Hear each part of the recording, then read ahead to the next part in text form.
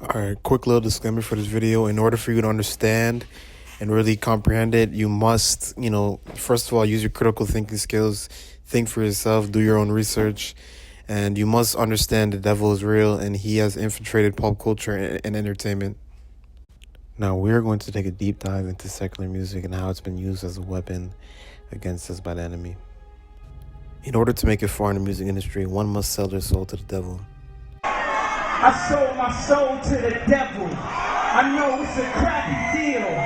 Lisa came with a few toys like a Happy Meal. I signed my deal up in blood letters. My Cuban link half a kilo. I signed my deal up in blood letters. My Cuban link half a kilo.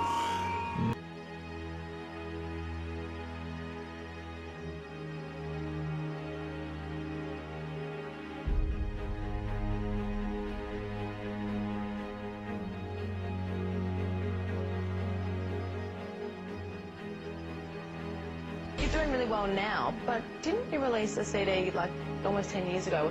Yeah, I mean, I released a gospel record when I was 15 because I grew up in, a household where all I ever did was listen to gospel music, and my parents are both traveling ministers, and so I kind of sang about, what was going on in my life at 15, and that's how I got introduced to the music industry. Because I swear I wanted to be like the Amy Grant of music, Yeah. but it didn't work out, and so I sold my soul to the devil. When someone sells their soul to the devil, they have to show their allegiance. This is done with symbolism, and they do it in their music videos, their pictures, etc. If you are a follower of Christ, you must turn away from secular music, as there's demonic energy and witchcraft all involved in it. The entire pop culture has been infiltrated by Satan, and it should come no surprise to anybody, as Satan was in control of music in the heaven. Hold on, let me explain something to them real quick.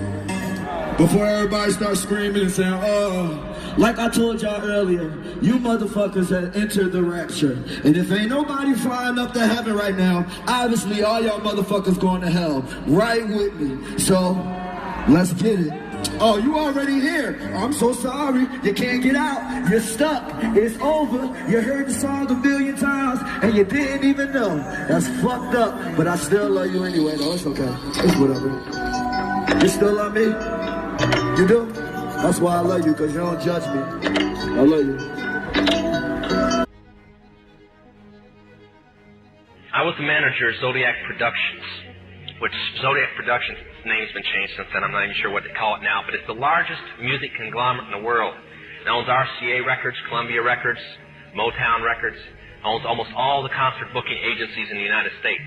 And that's not even the name of the company that owns it. The name of the company that owns it is Brenner Enterprises, and Brenner Enterprises is owned by Chase Manhattan.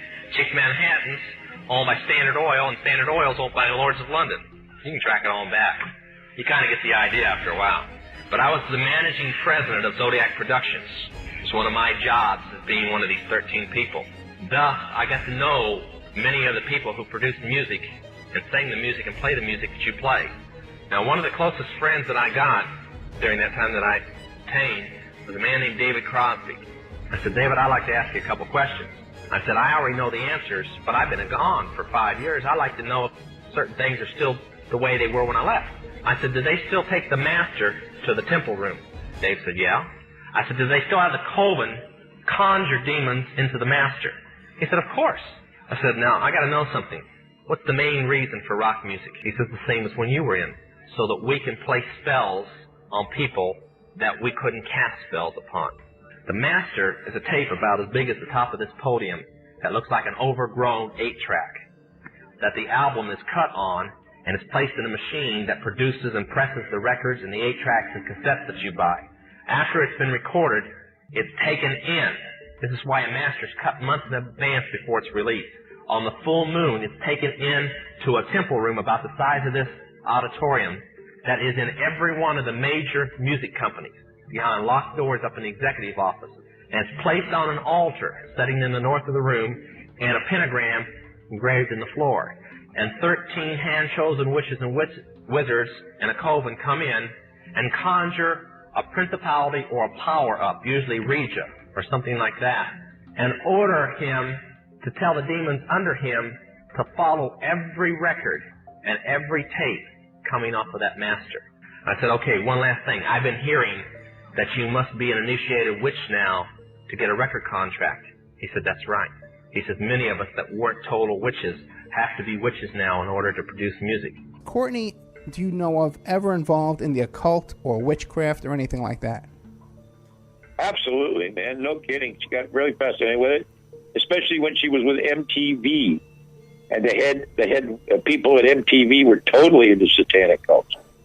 The kind of stuff where they were having meetings and wearing red masks and sacrificing people and stuff. Get the hell out of here, at MTV. The heads of MTV, the people at the top levels of MTV, were definitely satanic cults. When MTV first started, there was a cult of black magic or dark magic. Let's call it dark magic.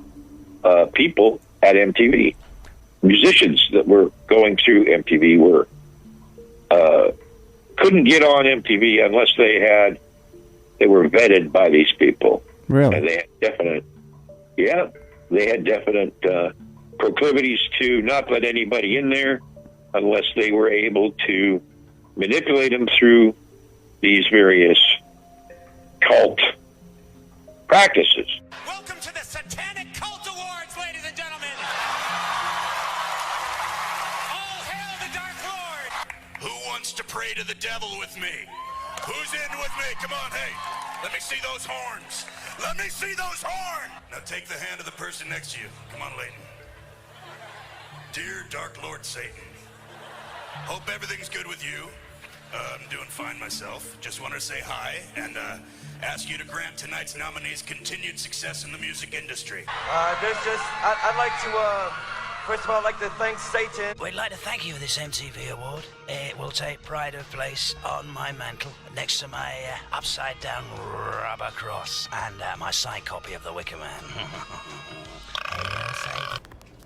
As you can see, they put it right in our face, so all we can do is keep the commandments, study the word, study your Bible, just, stay in prayer, and keep yourself away from that demonic energy, because it's the truth. It's really what's going on over there. But yeah, man, have a wonderful day. Stay blessed up.